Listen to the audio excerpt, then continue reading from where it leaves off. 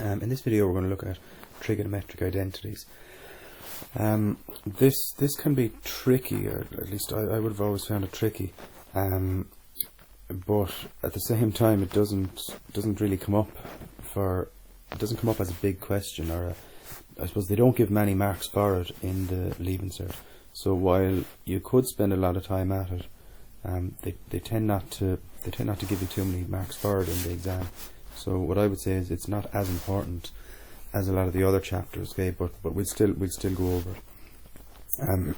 Really what it is you're proving certain things, and you're just looking at the logbooks on page 13, 14 and 15, and you're finding, I suppose, things we already know, or proofs we already know, and you're just manipulating these to show that something equals something, right? It'll make more sense later on. In this video I'm going to look at the general identities. In the next video then I look at compound angles, so something like cos A plus B. The next one then I look at double angles, so something like cos 2A. And then the next one I look at difference and product angles. A difference angle will be the top one, so sin A minus sin B. Difference means, minus, and the product is multiply, so the product will be something like sin A sin B. Important identities. If you look at page 13, 14, 15, your logbook, you're going to get loads of identities. So things we already know. They're all important, but these are the most, I suppose, used ones. Here's one identity, and this is in your logbook, the top bit there. Sin squared theta plus cos squared theta equals 1. But by knowing that, we can also manipulate it into sin squared theta equals 1 minus cos squared theta, just by bringing the cos squared theta over the equal sign. And likewise, this identity comes from our knowledge of knowing the first one, that sin squared theta equals cos squared plus cos squared theta equals 1. So we can manipulate it into cos squared theta equals 1 minus sin squared theta also. Another very important one, tan theta equals sin theta over cos theta. Down here, cosec theta equals 1 over sin theta.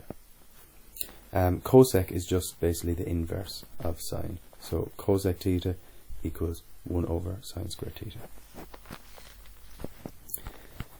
Likewise, sec is the inverse of cos. So sec theta equals 1 over cos theta. And lastly, cot is the inverse of tan. So cot theta equals 1 over tan theta. And what I mean by the inverse of something is, if you multiply the two of them together, you'll get 1. Okay. Right, just a few, I suppose we call them tricks, but they're not really tricks, okay, because everyone knows them. But some things to bear in mind.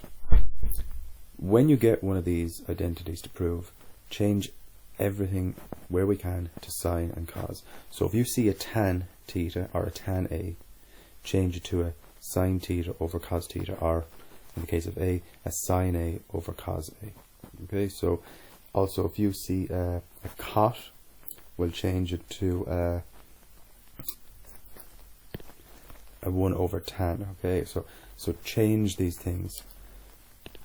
So for instance, now actually that probably wasn't the best one to say, because you're changing from cot to a tan. So you wouldn't always do that. But say if you have a sec, if there's a sec in your identity, well, as soon as you see it, change it to 1 over cos. Okay, we want to change as many things as we can to sine or cos.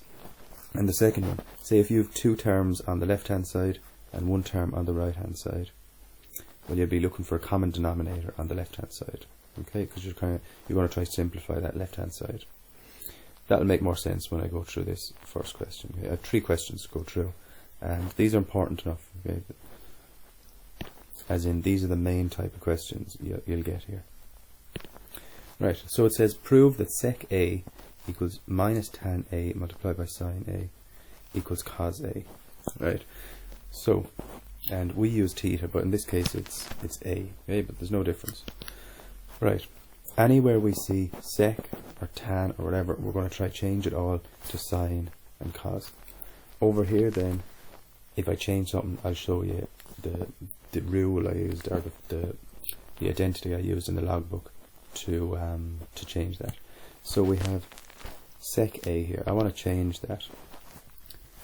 So sec A, in our logbook, sec A equals 1 over cos A. So I'm going to change that. Right, so I change that to 1 over cos A minus, now, tan A. Okay, we know that tan A, equals sin A over cos A. That's in our logbook. So change that. Sin A over cos A. And then that's that bit done. So we have this bit done.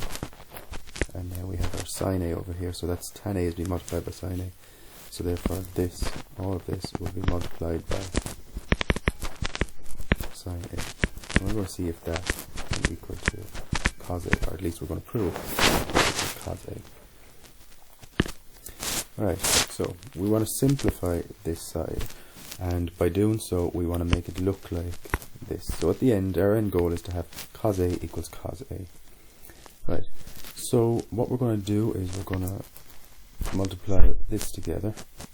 Okay, so if we do that, over here we'll be left with 1 over cos A minus, and we'll bring sine squared A over cos A. The reason we have that is because this sine A multiplied by this sine A is sine squared A, okay, and that will all be over cos A.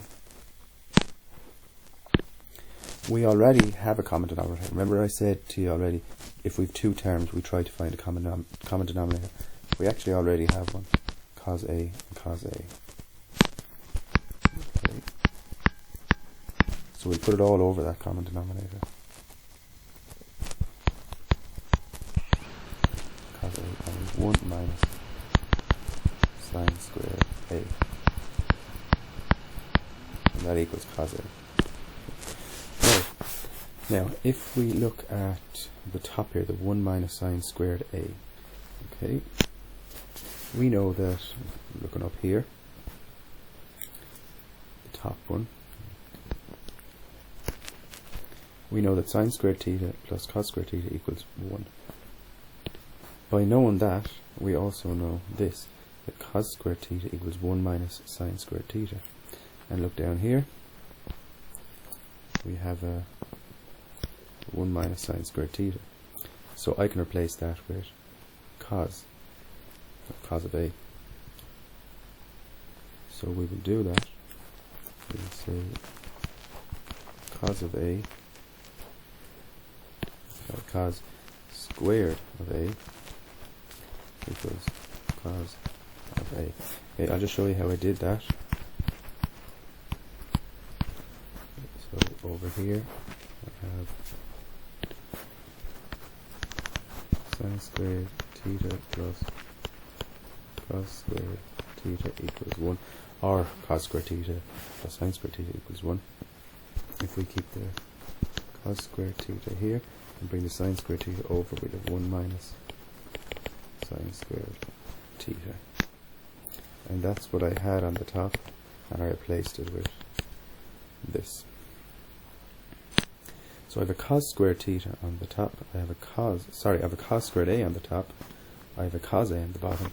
If I divide the top and the bottom by cos A, then I will get this. I will get cos A over 1. Okay. So if you think about it, cos squared A divided by cos A is cos A. Cos A divided by cos A is 1.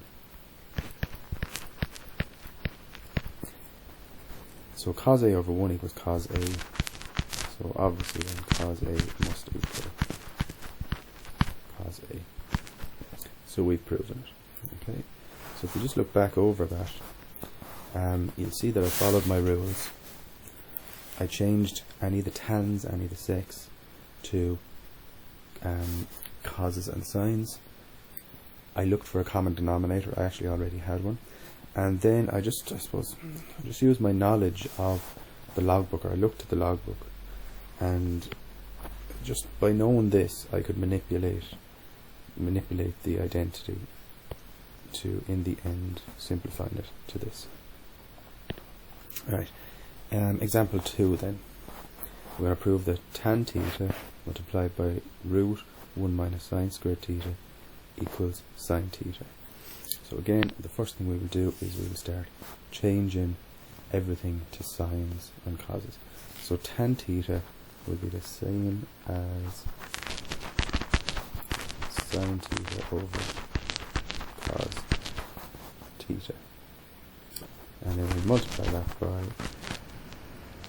then we have a 1 minus sine squared theta, and we can replace that with cos squared theta. Now why can we do that? Well, because in our logbooks tan theta equals sine theta over cos theta. So I replace the tan, the sine theta over cos theta, and also cos squared theta plus sine squared theta equals 1, or as I said, sine squared theta plus cos squared theta also equals 1. And therefore cos squared theta equals 1 minus sine squared theta. And if you look up here, we have a 1 minus sine squared theta, so I simplify that to cos squared theta, because 1 minus sine squared theta is cos squared theta. Alright, and that equals sine theta. We can simplify this a bit more, so sine theta over cos theta multiplied by square root of cos squared theta. Well, square root and squared cancel each other out, so we have a cos theta equals sine theta. And if you look here then, sine theta over cos theta multiplied by cos theta. Well, if you think about this, the sine theta here is getting divided by this cos theta, but then it's getting multiplied by this cos theta. So really, these kind of cancel each other out, really, or they undo what the other did. So we'll be left with sine theta equals sine theta, which is true. And the last one then, we have tan theta plus sine theta divided by sec theta plus 1, and we want to prove that that equals the sine of theta. As I said already, any tans or secs, anything like that, we try to change it into sines or causes. Right, so we have tan theta here, and we know already that tan theta equals sine theta over cos theta. So we'll write that. So it's sine theta over cos theta plus, and we'll actually put sine theta over 1 just so I suppose just so we have a numerator and a denominator on both.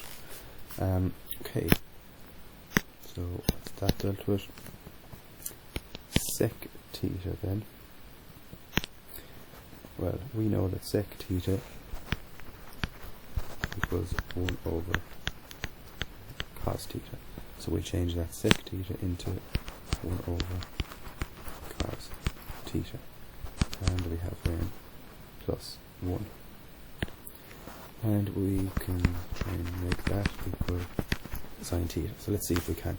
Okay, the first thing we could do is, you see the way we have cos thetas as denominators here. That's making it a bit of a mess, isn't it? Because we have fractions on the top and we have fractions on the bottom. So we're full of fractions here. So if I can get rid of as many fractions as possible, it might make this a bit easier. So if I multiply each term, so if I multiply this, this, this, and this by cos, then at least I can get rid of these fractions here. So let's do that. And again, like, there's nothing in the logbook to tell you to do that. That's just a bit of intuition. It's just you knowing to do that to, I suppose, make it a bit simpler. So if we take this first and we multiply it by cos theta, we'll be left with sine theta.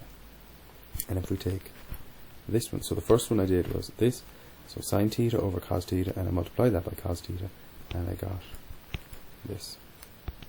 The second one, I'm going to multiply sine theta over 1 by cos theta, and I get sine theta cos theta. Now I'm going to multiply this by cos theta, and I will get 1. And I'm going to multiply this by cos theta, and I get cos theta. And we're going to see if that equals sine theta. Right, so now I've noticed something. Okay? I want to get this side to look the same as this side. And what I've noticed is this. I still have my 1 plus cos theta on the bottom. Now if I could get another 1 plus cos theta on the top and get them to cancel out and just be left with a sine theta, well, then I'd be after proving it. And look at this.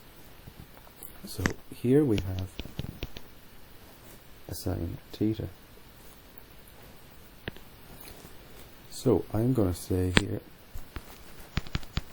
sine theta, but look what I'm going to do now. I'm going to put a 1 here, and then I'm going to put a plus cos theta. Now why did I do that? Well, let's think. Sine theta multiplied by 1 is this here, and then sine theta by cos theta is this here. So I'm not after changing anything. However, now what I'm after doing is I'm after ensuring I have a 1 plus cos theta on the top and a 1 plus cos theta on the bottom, and I can cancel them out.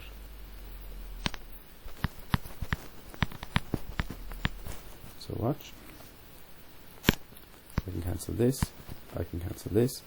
I'll be left then with sine theta over 1 equals sine theta, and sine theta over 1 is the same as sine theta, so sine theta equals sine theta. So I proved it. Okay, that's it, guys. Really, this is about practice. Okay, you don't get the knowledge of, you know, doing things like this after just 10 minutes. Okay, that just comes from practicing, looking at your logbooks, you know, developing that that intuition, or that just being used to these.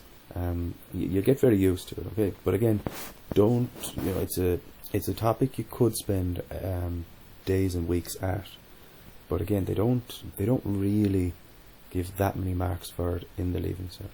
So what I would say is spend a few days at it, get as good as you can at it in that few days, but don't focus on this to the detriment of other topics. Okay, thanks.